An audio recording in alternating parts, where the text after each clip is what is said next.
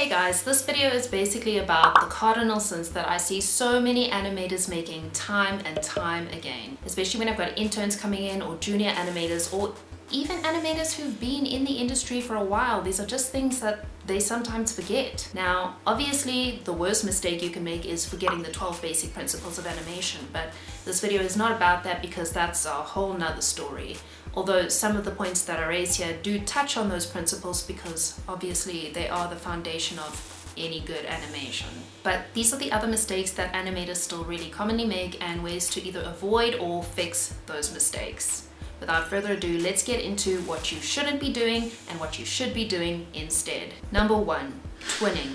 Twinning is basically when your character is symmetrical either in movement or in pose. Now, the way to avoid twinning is to put a slight delay on what could be symmetrical actions. For example, check out the shot here from Frozen, where Kristoff has his arms up on either side of him. Now, this is a gesture that is actually really commonly used, and with less experienced animators, they'll often use twinning.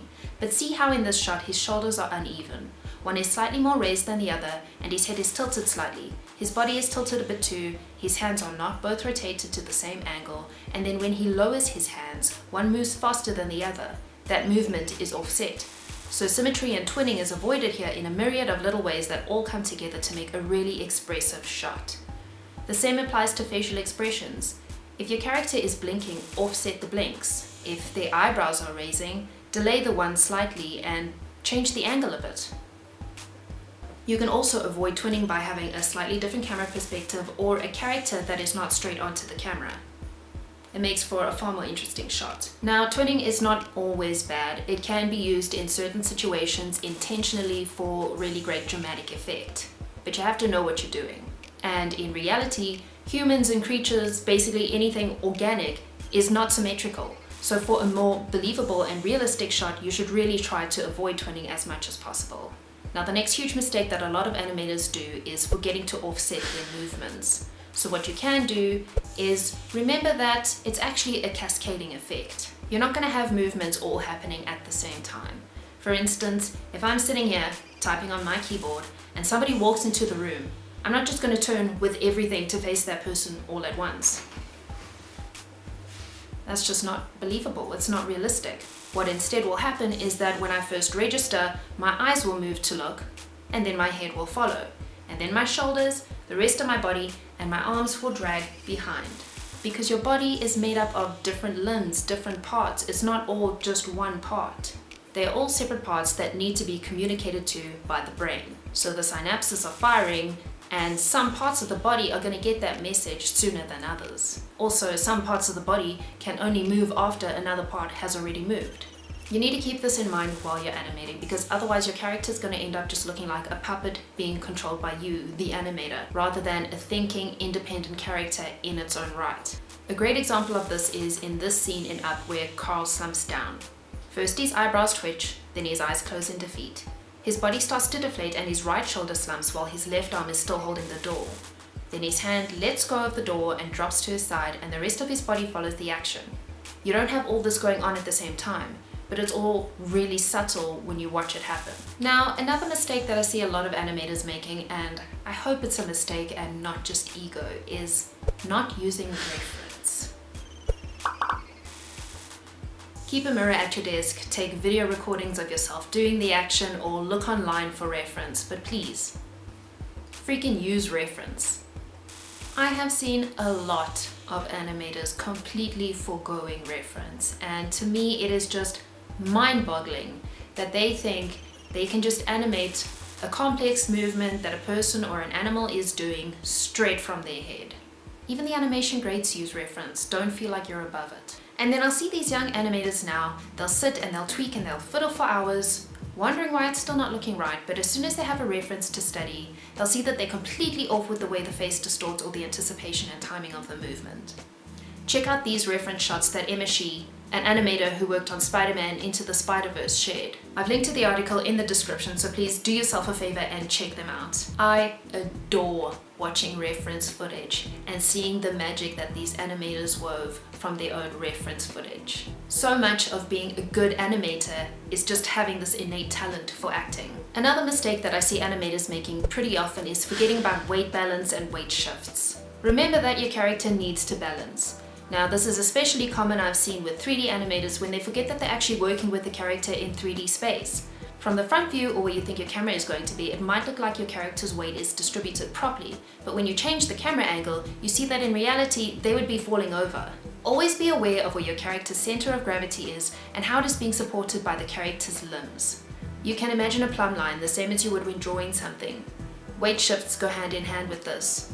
Your character won't stand with their weight on both feet distributed evenly throughout different movements. Their weight will shift as their upper body moves, as they anticipate their next movement, and as they react to what's happening around them. Often the lower body and weight shifts are forgotten about when animators are focusing on the upper body, the arms, and the facial movements. Another mistake that animators sometimes make is forgetting that a character or an object actually has weight or mass. The points I just mentioned obviously also play into and affect this. Think about your character or the object in terms of how much it actually weighs, how heavy it is. Animating a really big guy will be very different to animating a little girl. She'll be quicker, she'll be lighter on her feet, and her movements will have more bounce. He'll move more heavily, slowly, with more momentum behind his movements and more counteraction. There's a great reference for this in the Animated Survival Kit by Richard Williams, which I've mentioned before in one of my other videos. Your character's weight will be conveyed with their posture, how they carry themselves, squash and stretch, anticipation, and exaggeration of poses and movements. I so often see walk cycles from juniors or students where it looks like their character is floating. Well, their feet are hitting the ground, but there's no impact behind their steps. There's no bend to the knees, there's no follow through, there's no power when they're pushing off the ground. And there's very little thought put into the distribution of the weight or the form of the character as they carry themselves. Never forget that your character has weight and mass, and that will affect all of their movements. This is also why so many animation students have to do a character picking up a box. Because then they can think about the pace of the action, the anticipation, the way the character braces themselves, and the weight of the object that they're picking up. So if you've ever been there as an animation student and you've done that exercise, or even if you haven't done that exercise, then you probably should, so that you can think about all these considerations in conveying weight and mass realistically when you're animating something. The next thing you need to avoid doing is isolating body parts. Remember that organic creatures have skeletons and muscles that are connected and affect the other parts of the body. This is obviously different if you're animating a robot or a mechanical object. But with humans and creatures, our muscles and bones are connected. The body needs to compensate for and respond to what is happening in other parts of the body.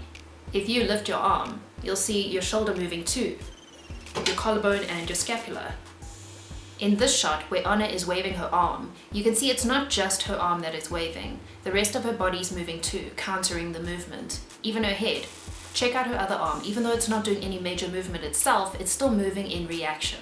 Try to remember that your character and its actions are the sum of all its parts. You're not going to have just one thing moving with nothing else getting affected. It's just not possible on a natural body.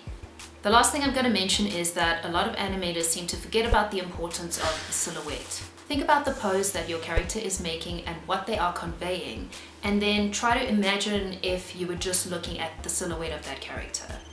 Is the same message and the same emotions still getting conveyed to the viewer? The pose needs to be clear and easily readable, even if you can't see all the small features, and it needs to be appealing to the viewer.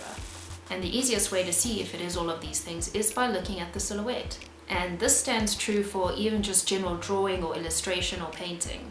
Your silhouette is really important for a strong shot. You should be able to tell what the character is feeling and doing and their personality traits just from the silhouette. For instance, a classic hero pose. He's confident, strong, he's feeling good, and you can read that straight away. But what about this? Doesn't look so good. You can't really read what's going on here with this guy.